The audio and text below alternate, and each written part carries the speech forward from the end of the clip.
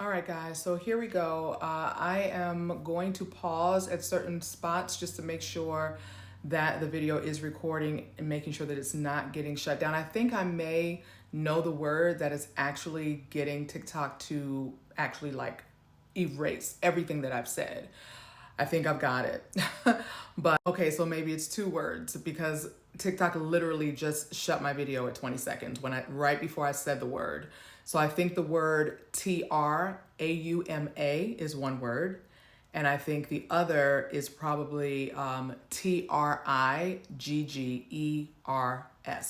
So if any of those things are affecting you as you hear my story, and you need resources, like, because seeing a therapist is necessary. Like, really, if you have gone through anything like what I've gone through, or you know someone, we've been taught as minorities that seeing a therapist was a bad thing. You don't tell your business, especially if it's something that's happened within the family.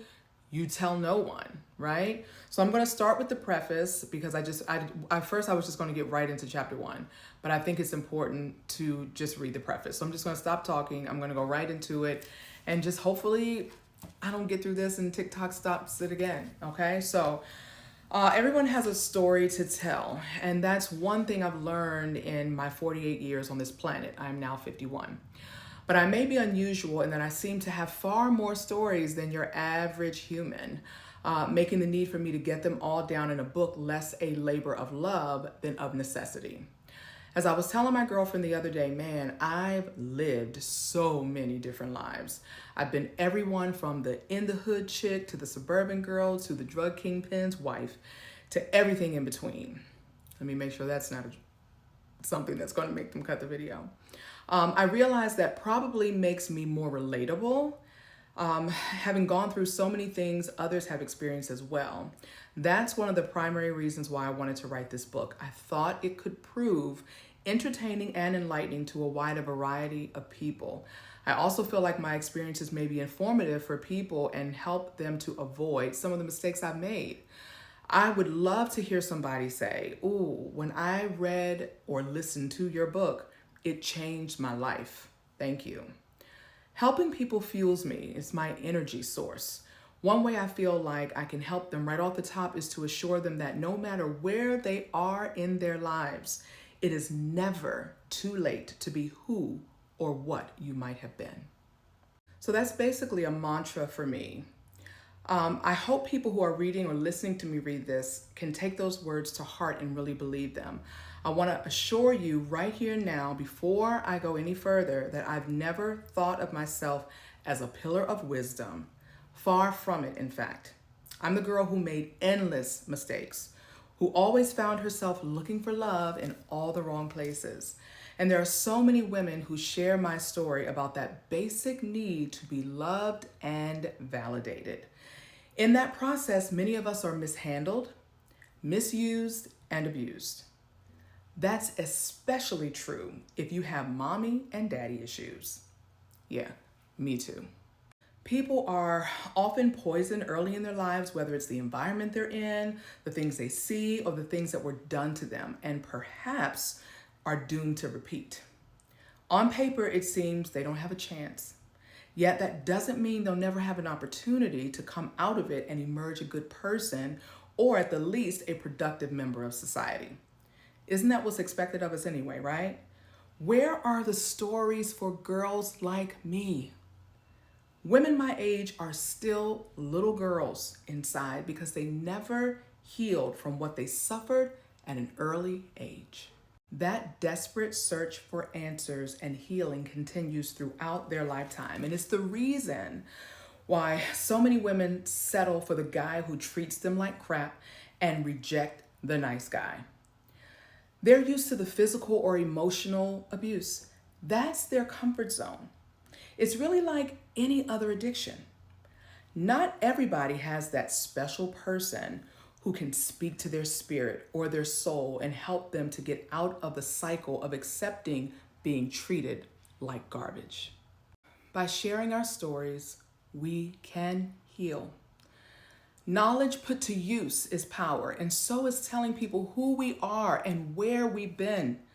People need other people that they can relate to so they don't feel like they're the only ones who are effed up. Trust me, we're all effed up in one way or another, but that's okay. It's how we turn that fuck up into a come up that matters.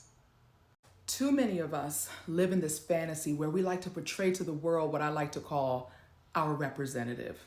They just love to give this impression of, oh, my life is so great. And it makes it look like everything is beautiful when they're really dying on the inside.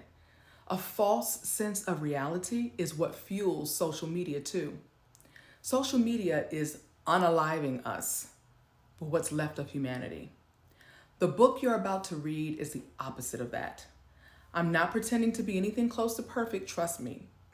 In fact, I'm writing this book scared.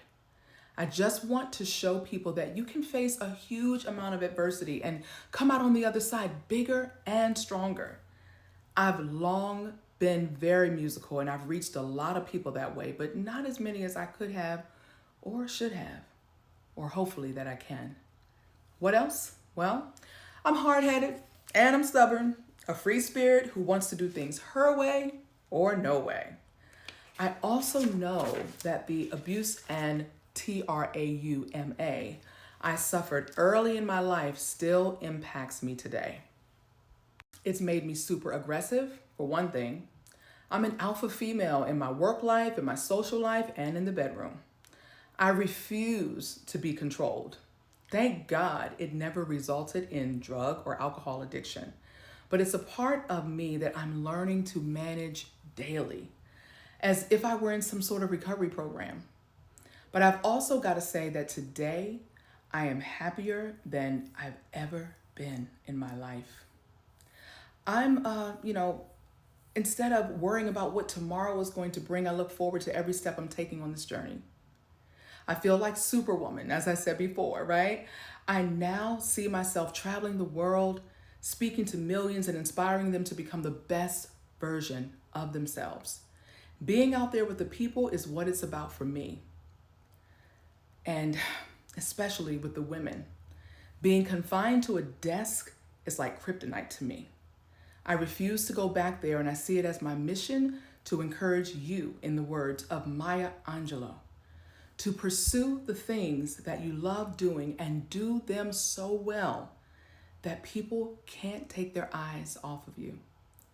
If someone like me can write an autobiography that makes you smile, laugh, cry, or cringe, and at the same time makes you think about or change what you might do in a similar situation, then anyone can.